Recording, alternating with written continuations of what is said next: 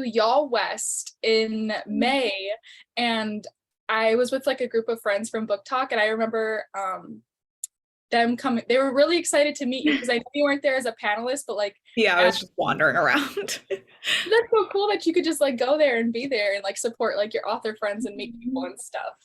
Yeah, it was really fun actually. I went to the like pre-party and the post-party at Margaret Stoll's house, which was Oh, fun. awesome. Do you have any like author events planned soon? Yeah, so actually on Thursday I'm hosting, I don't know if you know Sacha Payton Smith's tour event here in like the Bay Area, and then this has not been announced yet, but I'm also doing Adrienne Young's event for Saint here in December 5th, I think. That's so But exciting. There's always so many events in California. see, I always feel like very left out because I'm from New York. So, like, I know I moved here a couple of years ago. I always feel like so left out because I feel like everything is happening in New York, but I guess California is like a pretty close second. Yeah, there's never anything in Ohio ever. So I'm always like an observer for virtual events. Yeah, I guess I can't think. I mean, the Midwest is like such a mystery to me because I've only ever lived on like the coast, so I don't really know where anything is. Mhm. All right, we've got some people in here. And I'll get started. These questions should hopefully don't feel like an interrogation. I'm just No, so no. excited for this. But how are you today? Let's I'm get with doing that. good. Yeah. What are you currently reading?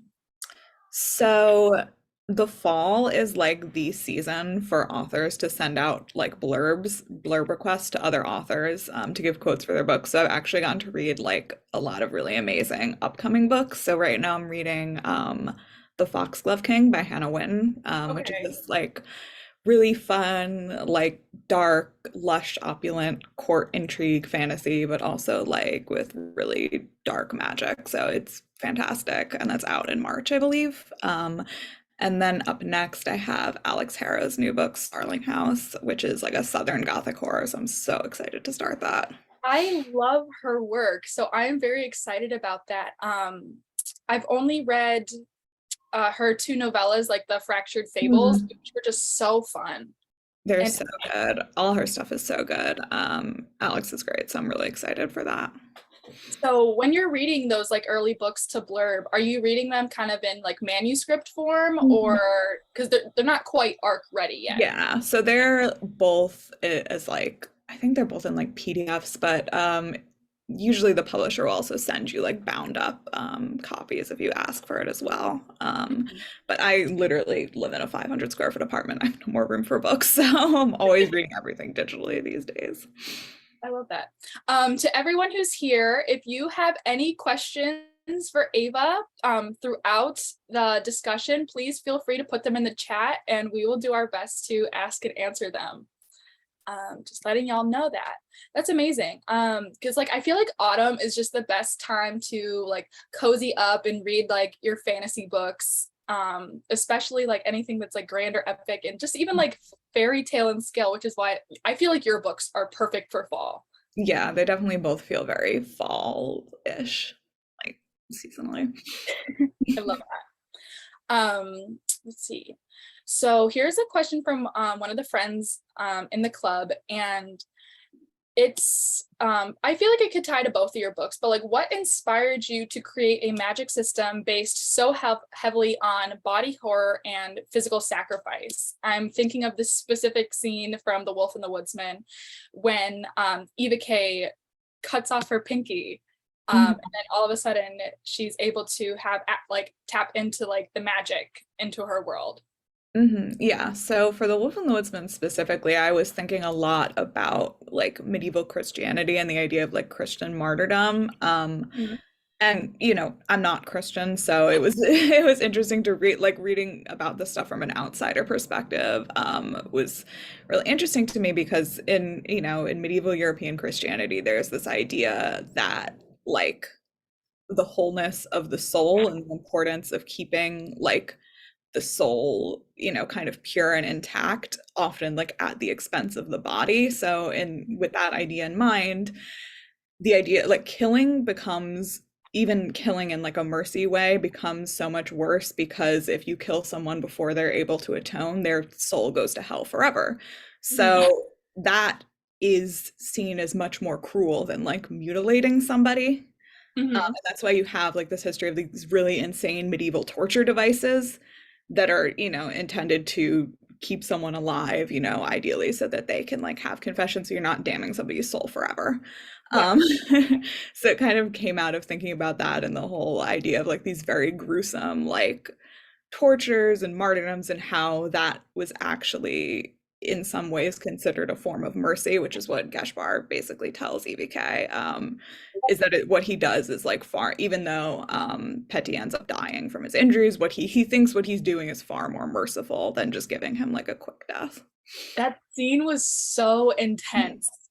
I was listening to it on audiobook. I don't know where I was driving. That's not important. I was like, my hands are on the wheel. And I remember when Gashbar like cuts off like Petty's arm, and I was just like, oh my god, my hand. I like white knuckled the steering wheel. I was like, that just happened. It was it was crazy, but at the same time, I'm like, I shouldn't be surprised because I've also my first book from you I read was Juniper and Thorn, Oh, which really? horror is another like present theme in that story too. Mhm. And I was like, I should not that I should have seen this coming, but I was like, yeah, that's something Ava Reid would do. I'm glad that's my brand. It's just like body horror and brutal torture. But I feel like that your answer ties great into like the next question I have. Specifically, like you said, like Christianity isn't like your religion specifically, so obviously you had to do some research. So when you're writing a book, or even you can tie it back to either of your stories, but like what's your reading list? Like how do you prep for writing anything that could be like outside of your personal Mhm. experience? Yeah, it's an interesting question. So I definitely am like a kind of thematic big picture writer. So what, what comes to me first when I want to write a book is like this overarching theme, and like the message I'm trying to send and like what the book is about at its core. Mhm. And so like for The Wolf and the Woodsman, it's really this like one core question, which is like, what are you willing to sacrifice for people who don't accept you, for a nation that rejects you, and for an ideal that doesn't include you? Mhm. Um, and with that kind of idea in mind, I think everything else kind of flowed very naturally. The characters, came to life because they're, people who live in the throes of that dilemma, whose very existence is, subversive and controversial, and they're anathema to the kind of world that the villains of the story are trying to create. But just in terms of research, all my books are, even though they take place in like a fantasy world, they're all based on very real history. So I have a lot of fun doing research. For this book, for The Wolf and the Woodsman, I read a lot of stuff, but I think the big one is it's this book called In the Realm of Saint Stephen by Paul Engel. Um, and it's just a very like comprehensive history of medieval Hungary. That was really great. Oh, awesome. So also when you're writing, would you say like the world kind of comes first and like the politics and all the different elements that make a fantasy world? Or Hmm. would you say like the characters and like the question that you want to answer comes first? Definitely the kind of question. But for The Wolf and the Woodsman, it's actually really interesting because I have like one moment that I really can pinpoint where I was like the idea for the story started.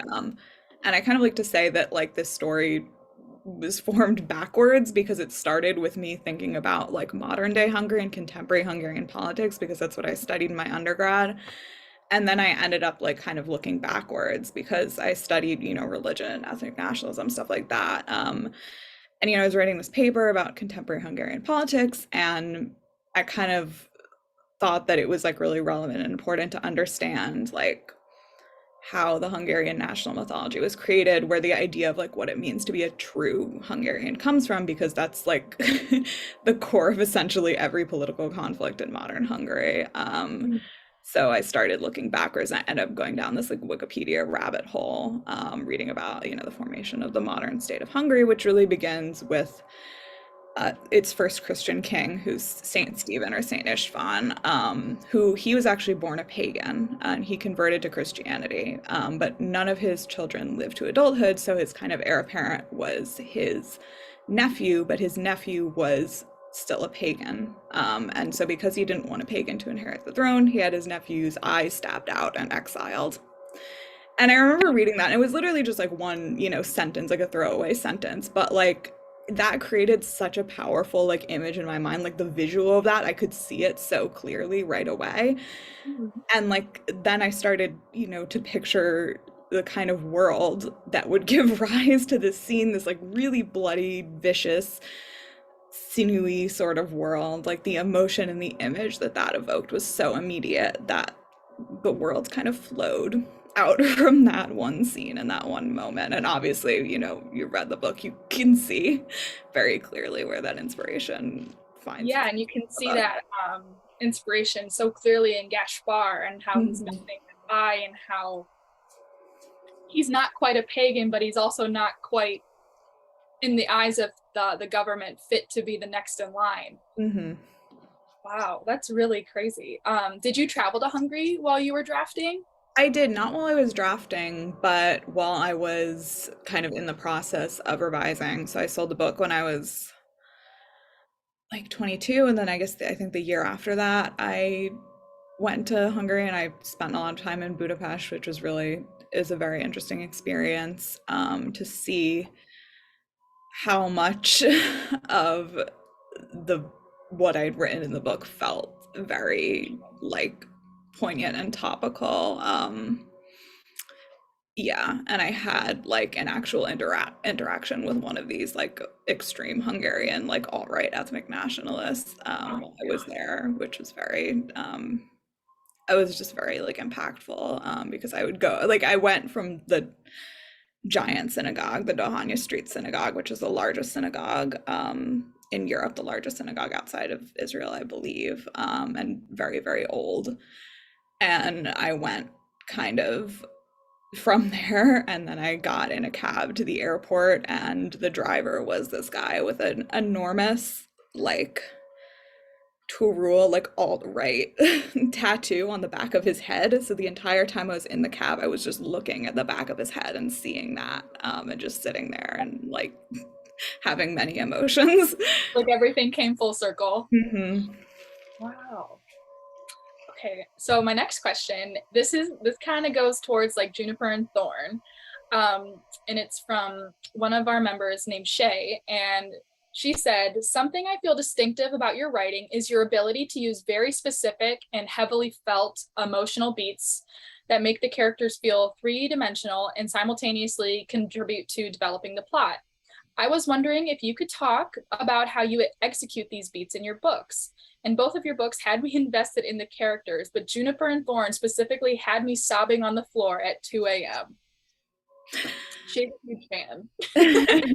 Well, thank you. I appreciate that. That's definitely a great emotion to evoke in readers. I think, I mean, the characters are just always, you know, I always have pieces of myself in the characters, and that's very, very true for Juniper in particular.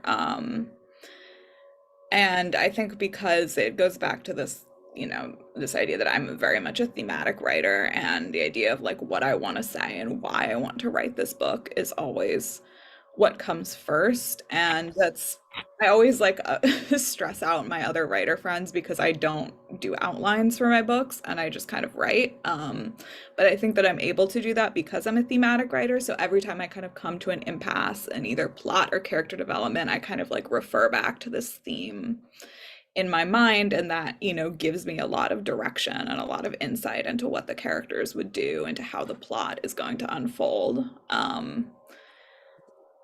Yeah, and I try to, make all of these interactions, evoke that theme and evoke that message. And Juniper and Thorn it's a book about many things, but it's perhaps first and foremost a book about trauma and abuse.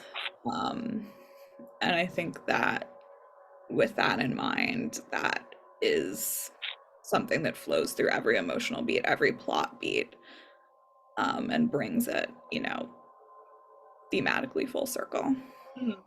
Whenever I recommend Juniper and Thorn, I always refer to it as Marlon comeback story. It is. It is. My favorite like description of her is it was like a really early review. I don't even remember where I read. This was like before I banned myself from like looking at Goodreads as every author should. But someone described her as like fairy tale heroine meets final girl, and I'm like, I love that so much. That is so true. She's Marlon Chin, she's my favorite. That makes me so happy to hear. I was very afraid that no one would like her. How could you not? I don't know how you couldn't. Yeah, I just had like very, you know, interesting experiences with my like editor while editing this book, which made me feel very worried that people wouldn't like relate to her, would dislike her, not understand her choices. So it was very nice to see that a lot of readers did connect to her. Yeah. And on the topic of Juniper and Thorn, we know that it's a retelling of Grimm's fairy tale, The Juniper Tree, which before reading Juniper and Thorn, I personally had never heard of the Juniper Tree. Like I'd only known like the really more well-known Mhm. fairy tales, which have been kind of like rewritten for children on TV and movies. But something that we've always known about like Grimm's fairy tales is that they're actually very like horrifying and visceral at the core. So like my question is like what drew you to write a retelling of the Juniper Tree versus like a fairy tale that's more well known? Because to be honest, I think no matter which fairy tale you would have chose to rewrite, it would have been original and amazing anyways. But like what drew you to the Juniper Tree? So I've always been really interested in the Juniper Tree, and I've just like been interested in fairy tales and folklore generally. But I think it was actually not even like so much the story itself, but like the reception of the story that was really fascinating because it's one of the most, if not the most censored Grimm's fairy tale, and it was censored. Usually what was omitted was like the cannibalism aspect. That was like kind of what put it over the edge to people. And it was so famously censored that Tolkien actually wrote about it. And he wrote an essay called On Fairy Tales. And he kind in one part, he kind of rails against the idea of censorship. And he uses the juniper tree as an example of why it's bad to censor like fairy tales for children. And I started thinking about like why was this in particular so disturbing to people? Because we have like child murder and plenty of other fairy tales. We have like very horrific violence in other fairy tales. It's very normalized, like Hansel and Gretel, Red Riding Hood. All these are like very violent stories. Cinderella is a story about like, you know, I'm like, why is this one so horrifying? And I think that it offends people's senses so much more because there's like this intimacy to the violence. It's this like because it's a family doing this to each other. It's so like isolated, so small. There's no like epicness to the narrative. It literally is just a story about like domestic abuse, a fairy tale about domestic abuse, and it's this like upending of these very fundamental ideas that like a parent should love and care for their child, and that gets upended, and that's so disturbing to people. It's more disturbing than like random violence done by strangers or like violence done in the service of like ideals, you know, in the context of like an epic quest or like royalty or, you know, magic and spells. It's just very like quotidian violence, and that's like very disturbing to people. So I found And that really everything hits so interesting. close to home. Hmm. And it really is this like this upending of, you know, fundamental assumptions about family and just about humanity in general. And that is also like what drew me to make it a gothic book because that's so much like the core of the gothic. Yeah, because I mean, essentially, it's a horror novel Hmm. first before it even is fantasy. Yeah, definitely. I definitely see it that way. And it definitely, I mean, I don't know if these my publisher ended up using this comp, but it was like it's like Shirley Jackson, there more so than any other kind of fantasy book. Like Haunting of Hill House, but more even more than that, We Have Always Lived in the Castle. Yeah, it's definitely like more like internally horrifying rather than like externally. I guess I hope that's the right word because personally, like I don't like like like horror, like Haunting of Hill House or like Stephen King, like I get super scared. Hmm. But I really love like gothic horror. So like Juniper and Thorn was like really up my alley, and the writing style was just so atmospheric and almost like the world is a character in itself with like the vibes and the creatures and the backyard and the tree, and it was just oh my god, it was so good. So do you feel like you had to I don't know if adjust is the right word, but did you have to like adjust like your writing style for Juniper and Thorn compared to writing The Wolf and the Woodsman? Because The Wolf and the Woodsman is not gothic, but like Juniper and Thorn is. Hmm. Yeah, definitely. I really do try and make my books feel different stylistically, and like style and it is something that I care about a lot. Prose is something I care about a lot. And voice, EVK's voice and Marlinch's voice are incredibly different. The things that they remark upon, the things that they think are important, are very different. The ways that they like filter their experiences are very different. And I think they are different genres, and that calls for a different kind of, again, way of like seeing the world and the way of filtering your experiences. And Marlinchin and EBK are really opposites in a lot of ways in terms of how they cope with like their traumatic experiences. EBK's kind of identity is in her defiance, and Marlinchin's identity is in her acquiescence, her submissiveness, because that's what she feels like keeps her safe. Which is true, because she's managed to survive, and she has these coping mechanisms which are ultimately unhealthy, but they've also protected her, they've also kept her safe. um, and that reality, I think, is equally disturbing to people as it is the actual abuse, the idea that like these very unhealthy coping mechanisms are what saves her. Yeah, and that's something I feel like everyone can relate to, is how hard it is to unlearn those coping mechanisms that you developed over years to protect yourself, because it almost after a while it almost just feels so innate. And how can you almost like what's the word, yeah, unlearn those things, because you've been living that way for so long, and finally admit the truth of life you've been living after years, and finally like look in the mirror and say like this is like enough is enough. Absolutely, yeah, and that becomes the core of like her identity and her humanity, and she can't, whether or not she even exists as a person beyond that is like one of the central questions of this book that's explored very figuratively but also literally. I won't Yeah. spoil for people who haven't read it, but yeah.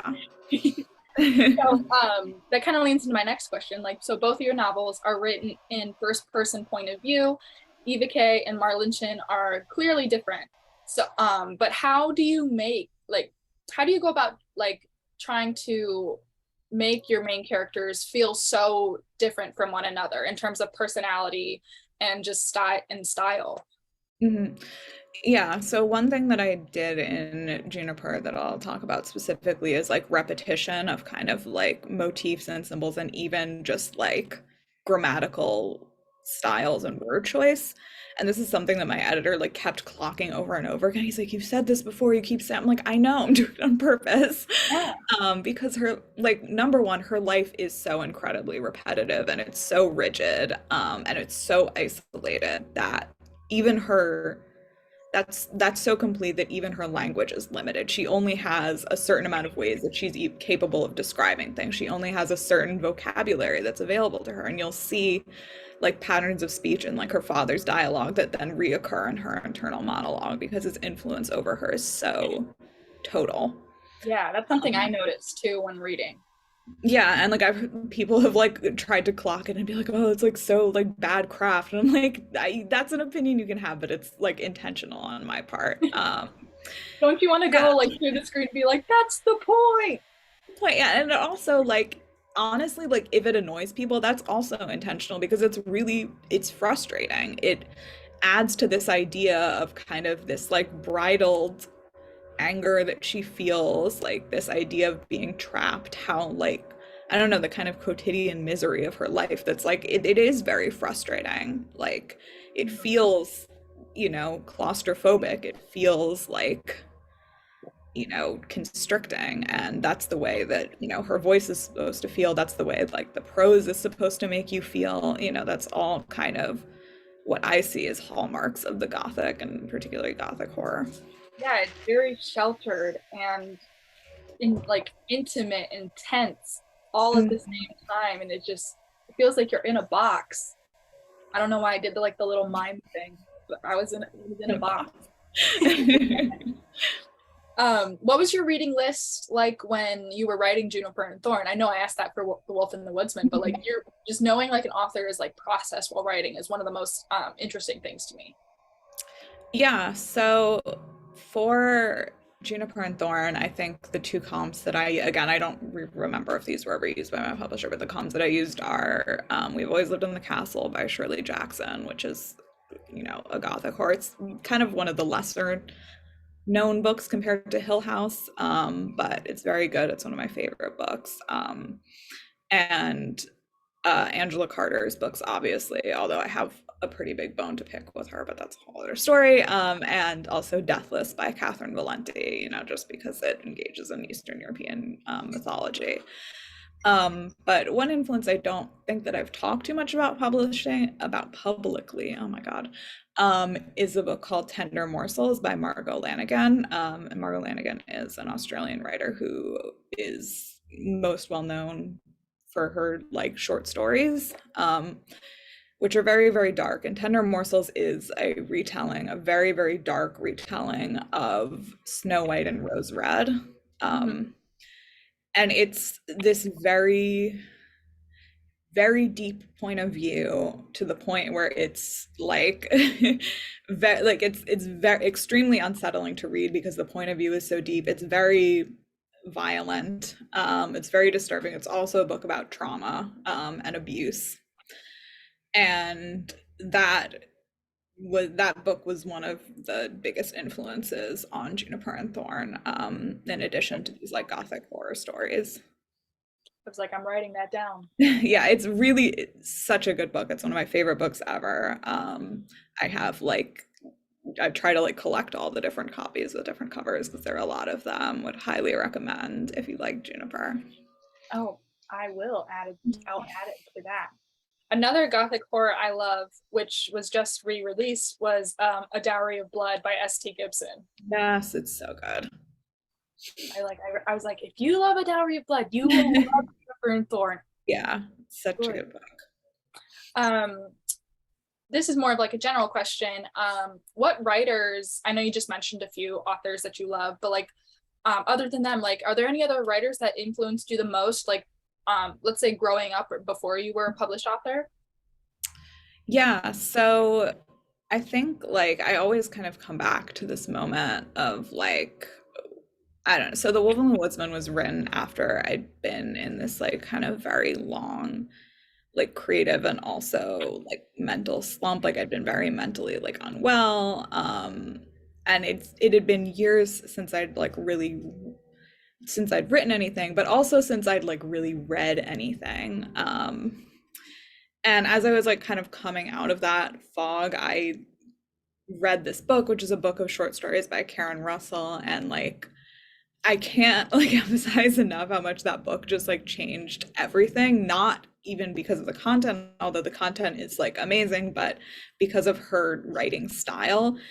I was literally just like, wow, like prose itself, language itself can be so like dynamic and so immersive and like so interesting just to read on its face, even like not thinking about the content behind it. And I think that was like honestly like really the beginning of my like being someone who cares about style and about language for language's sake. And that was when I was 18, I think. And The Wolf and the Woodsman was published or not published, sold when I was 22. And so like in the interim, I think that was when I developed like my kind of the basis of my writing style, which is and my like interest in like what I guess you'd call like literary fabulism. So books by Karen Russell, Kelly Link, and then older George Saunders, Helen Oyeyemi, all of those kind of authors and the things in that style are like what I think of as like kind of the bedrock of my like prose style, I guess. So distinct. Hmm?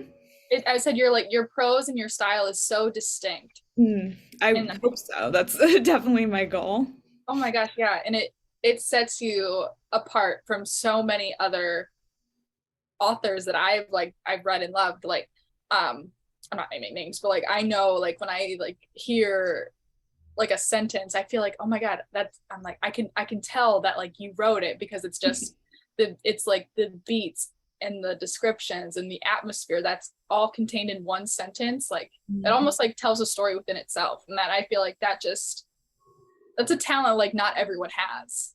It makes me really happy to hear, and I think that it did come from me reading like so voraciously in that time period. I mean, that was like I think the time period where I just read more than any other time period in my life. I got a New Yorker subscription and I read every single like New Yorker short story that they put out every single week. I read like all of, Karen Russell's backlist, Kelly Link's backlist. I read this book called Civil War Land in Bad Decline by George Saunders, which is like an incredible short story collection that's like a iconic piece of like modern fabulism. Yeah, and I took my like sole creative writing class that I've ever taken in my life during that period as well.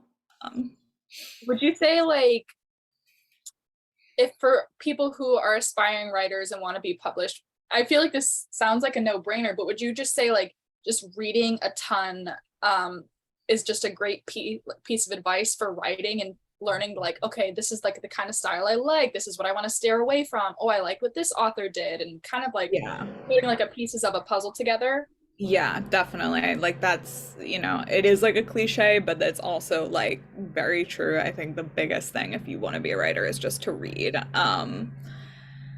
And especially to read kind of like outside of your comfort zone, like read very widely, read things that you're like not sure you'll like or that kind of feel maybe like they're out of your wheelhouse. Because either you're pleasantly surprised and you do end up liking it, or you realize, okay, this is like not the way that I want to write, and this is not something I'm interested in reading. Yeah. Those are all huge cliches, but I think they're all very true. Cliches become cliche for a reason. Yes, I mean, they work. yeah. So, what's a book that was you read that was outside of your comfort zone and was something that really surprised you, whether it was for like research purposes or not? I'm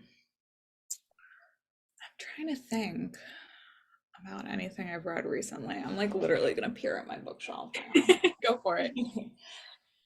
Oh, this is a good one. So I'm not like a big poetry person, not that I like have any dislike for it. It's just like not something that I read a ton, but I read Omeros by Derek Walcott, which is like a reimagining of the Odyssey in like the modern day, or not like modern day, but whatever, in like the contemporary like Caribbean islands. And it's told in prose, and it literally has, and he passed away very recently. It was very sad.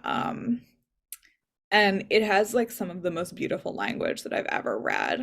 And it was not something that I probably would have like picked up normally. But that's another book that I feel like had such a big influence on me, just thinking like, wow, language in and of itself is like like it's amazing. And like it can be so evocative. And like I know that sounds like duh, like an oversimplified, but yeah, I don't know. It was just very impactful. I think that way every time I finish a great book, because personally, I do the reader thing. I've never tried to write, nor have I thought about writing. So, but every time I finish like an amazing book, I was like, wow, that person is really good at words. Yeah. Never. And I mean, it really is that simple. Like again, it feels like duh, but I don't know, it can be so impactful, just language. Yeah. And I think those books like that were really like the start of me becoming like a stylist. I like someone who cares about style just as much as I care about content. Yeah, and even just having that experience reading when you're reading a sentence or a paragraph and it's like that author just plucked a thought out of my head and they didn't even know it, but like they just put my thoughts into words and I didn't know anyone else could do that because I couldn't do that. Yeah, Such a definitely. cool experience. Yeah, absolutely. Okay, we have a question about The Wolf and the Woodsman. Can you talk about the decision to include and the words I can't talk. Can you talk about the decision to include the romance in books? So this goes for both books. A lot of critics of strong female characters are picky about romance. She's, and in parentheses, I'm not of that opinion, but I would love to hear about your inclusion of those elements between like Gaspar and Eva K and like Sebas and Marlon Chin. Yeah, so I guess I'll start talking about The Wolf and the Woodsman. It's really interesting, like, because I did an AMA when the book first came out, which is like obviously now over a year ago. And like there's one Redditor who was like really rude about it. And they were like, why did you include this romance in a book that like didn't need romance at all? And it was like this white guy, and I was like, oh my God, okay. Um, which is actually very ironic because my like white cishet male editor was the one who was like, you should put more romance in this book. Because it actually was a smaller part of the book prior to it getting sold and me going through revisions with my editor. And I mean, I think I don't like consider myself like a big writer of romance. And I don't like necessarily think that it's like one of my strong suits as a writer, but in The Wolf and the Woodsman, I think that, you know, I was creating a very, very isolated and lonely character in EVK from the beginning. And, you know, she's someone who is never allowed to be part of the dominant culture, but is also like alienated from the culture of her birth. You know, from Jewish culture. And she has these like kind of bits and pieces, these very like small memories, like, you know, aspects of her like phenotypical appearance, but like that's really it. And, you know, creating that type of character, you inevitably want as part of their character development to create, you know, connection with other people. And that connection can be, you know, it can be, you know, familial, which she does have. It can be, you know, friend-wise, which she also does have, and it can also be romantic. And, you know, as I said before, she's a character who copes with her, you know, extremely, you know, abusive environment by being very defiant, by being very angry, and that's the way that she defines herself. Her identity is in her kind of defiance, and you know, creating this character who has such similar experiences, but who copes in a very different way. Like Gaspar, who's so rigid and like justice oriented, concerned with ideals and like the ultimate duty fulfiller, coping, you know, with his circumstances by falling in line and always, you know, trying to meet these expectations. It just created a very interesting dynamic that I think, you know, would have been interesting no matter what, whether or not it like bloomed into a romance or not. But it kind of just felt like, why not go there? You know, you have these characters that, you know, were created to mirror each other and to be a source of like both comfort and challenge, which I think is like the core of like this, you know, delicious enemies to lovers setup. So it kind of just it fell into line and it felt natural. I think comfort and challenge is like a great way to put the relation to describe the relationship between Gaspar and Eva K, because to me they didn't fall in love with each other like out of attraction and be like, ooh, he has a great personality, I'm gonna pursue him. It like their relationship like to me blossomed from a perspective of like them just deeply understanding each other, and I found that just to be like so beautiful.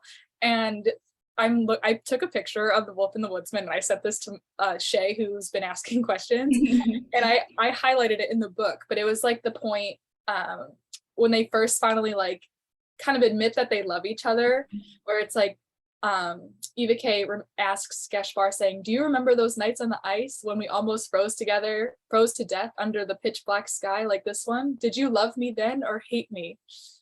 And then he said, "I hated you then for only being warm, for being the only bright, warm thing for miles." I almost passed away when I read that. Like, I was kicking my feet in the air. I was like, oh my God, if this isn't the epitome of enemies to lovers, I don't know what is. Yeah, and I actually, it's funny. So I don't know if you've read like the Cushiel Legacy by Jacqueline Carey.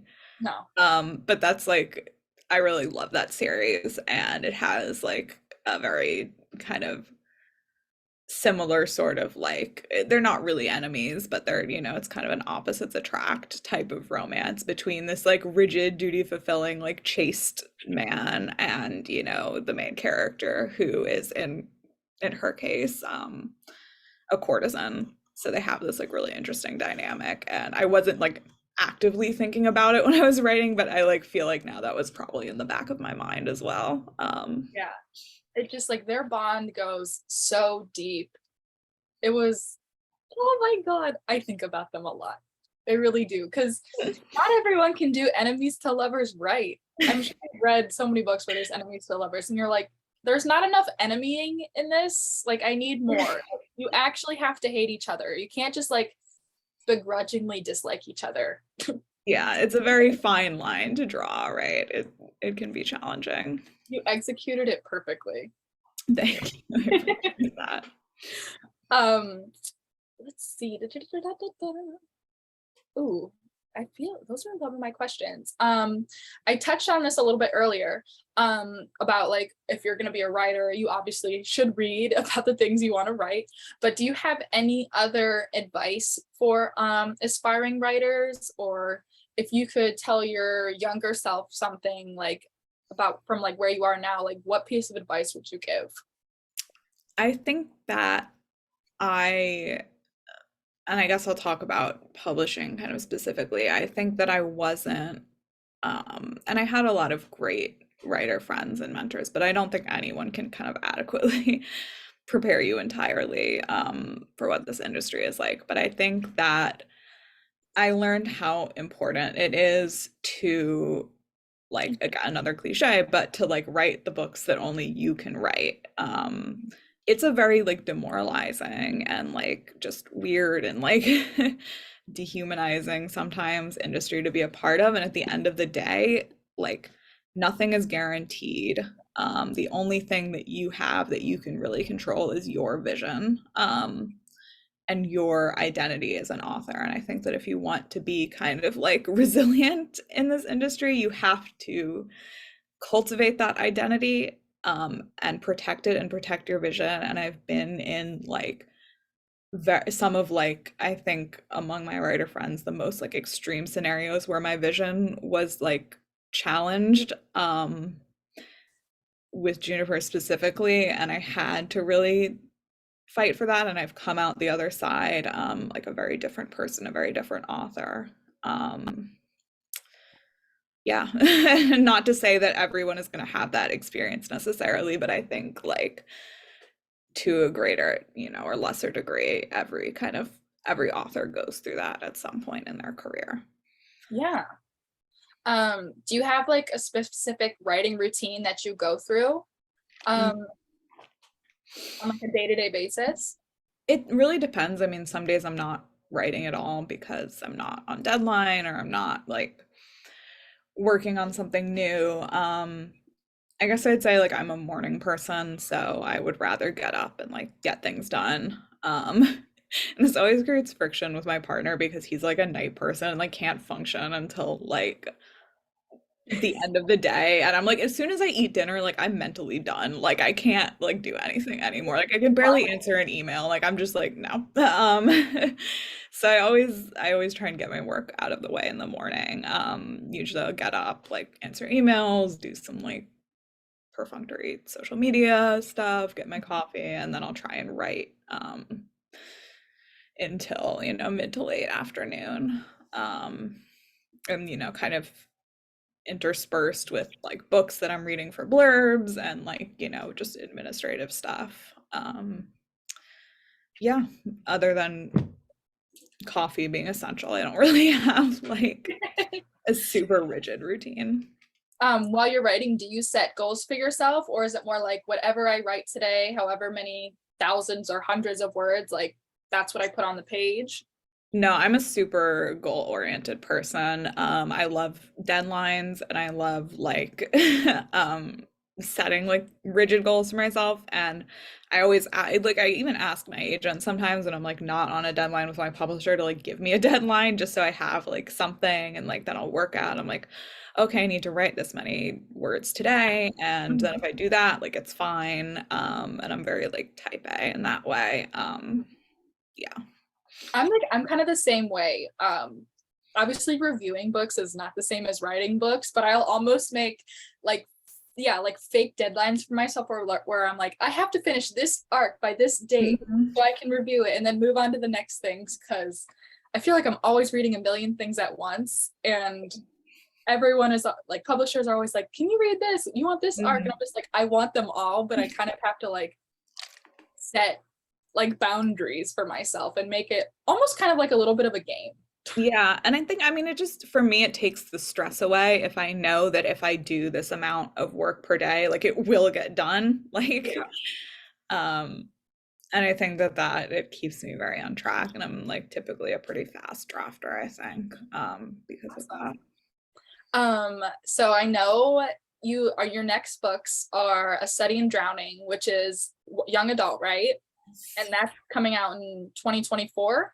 2023, so next like fall, probably And then Lady September. Macbeth is in 2024. Yeah, yeah, and we don't Um, have a date for that at all yet.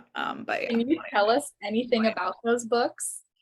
yeah, so Study in Drowning is what I would like consider my first book that's like foremost a romance.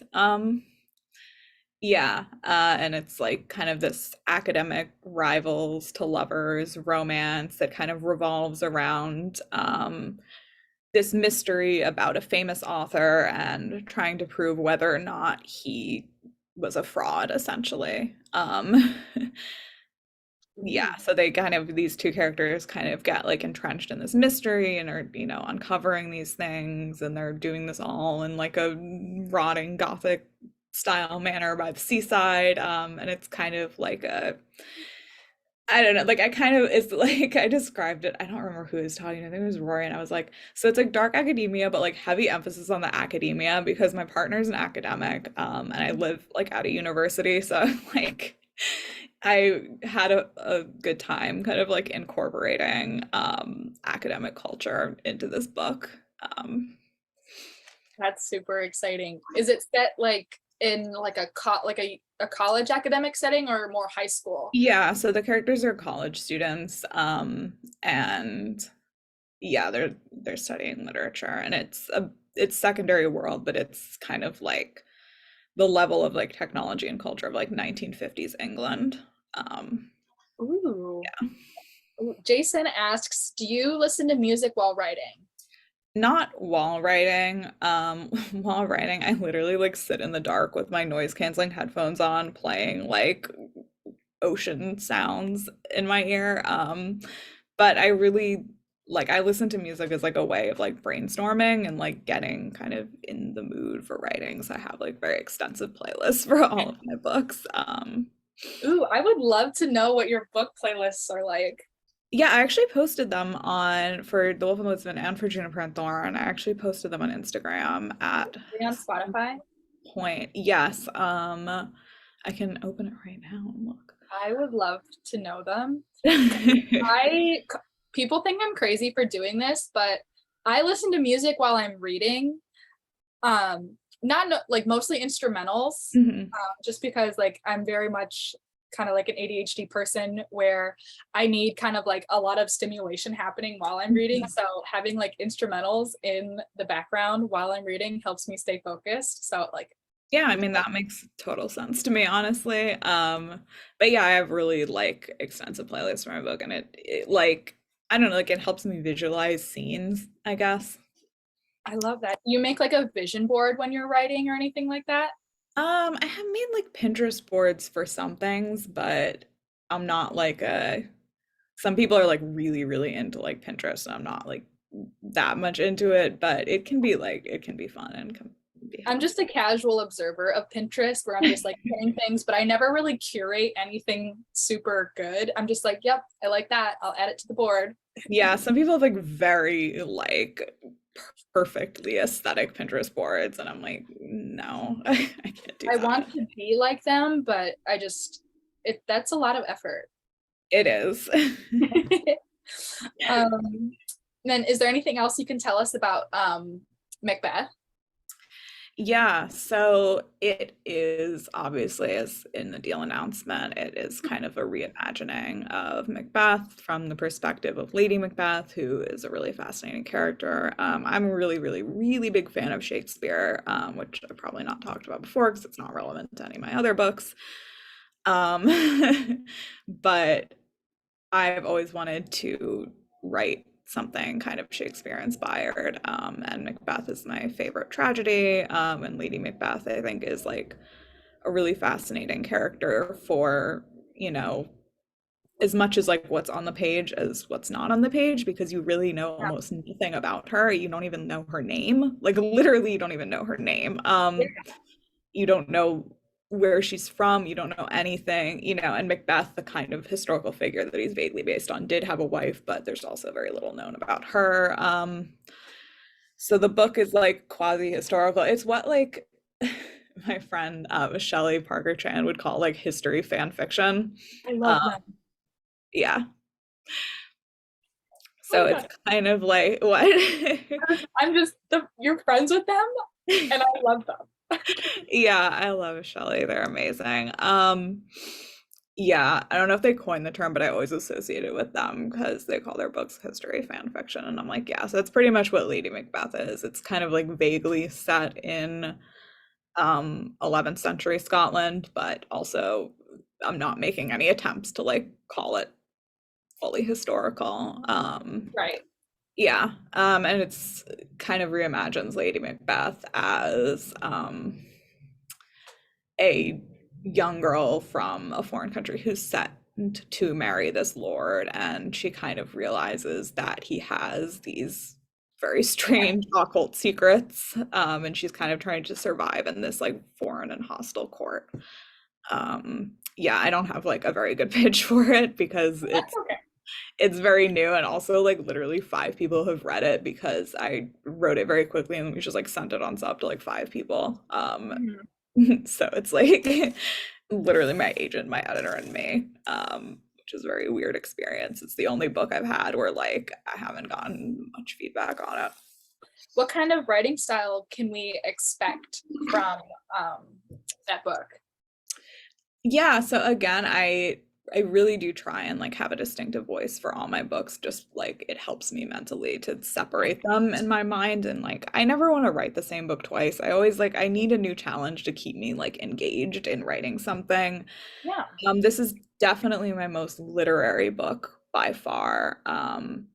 It's very internal. I tried to do I mean you're never like for me I was like I didn't attempt to write it in a Shakespearean style because you're never like why are you trying to be Shakespeare? You're never going to be Shakespeare, and then it's just going to come off as like embarrassing. So that at least that was my perspective. But I tried to do things that would kind of evoke Shakespeare without like quoting him directly. I didn't want to like lean on his words as a crutch.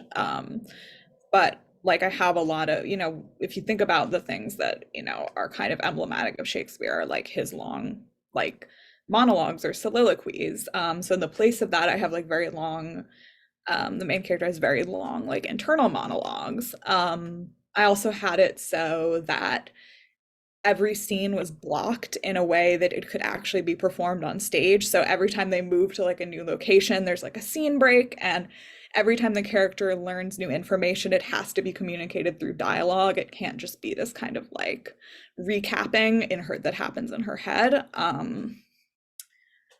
Yeah, so I tried to do that, and it has like very limited set pieces because one of the, I think, features of Macbeth that makes it so like strange is that it's like this really bleak, like contained setting that feels very spare.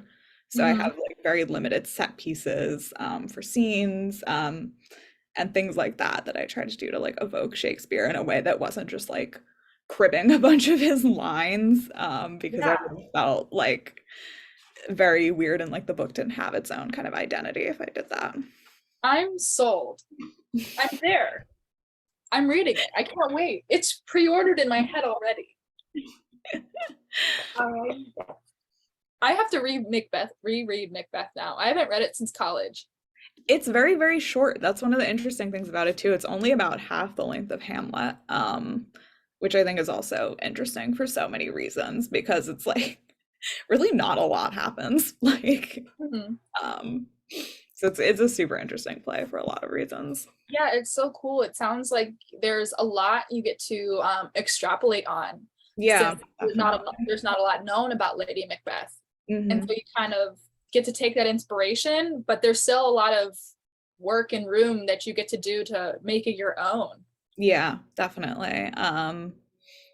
Yeah, it was really fun to have so much room to work, like you said. That is so exciting. Um, that's about gonna put us near the end of the interview, and I'm so grateful that for you taking the time to sit down with me in the club and just chatting about literally everything. I am such a huge fan. Oh my God. Well, thank you. This was so much fun. It was such a great way to start my morning. Oh my God, yeah, it is the morning for you. Oh, it's Yeah. 3 p.m. for me. And consider your books pre-ordered. Thank Where can you. people follow you, like see you online, anything like that? How can we reach you? I'm pretty much just on Instagram at this point because like it's all I can mentally handle. So I'm just at Ava Reid on Instagram. Social media is I do hard. have TikTok, but I don't really use it. But it's the same handle there. Yeah. Oh yeah. And then I am Zoranne, but everyone here probably already knew that since the club I run. Like I said, I'm just so grateful for you taking the time to do this. And Of course. Thank I you so much love your for having books. me. Thank you for answering the questions. And I hope you have a great rest of your week. Thank you. Thank you for having me. This is super fun. I really appreciate it, getting the chance to talk about all of my bookish things. Yeah. And then this conversation will be saved since we were recording, and everyone in the club is able to watch it back. And it'll be great. Have a great rest of your day. You too.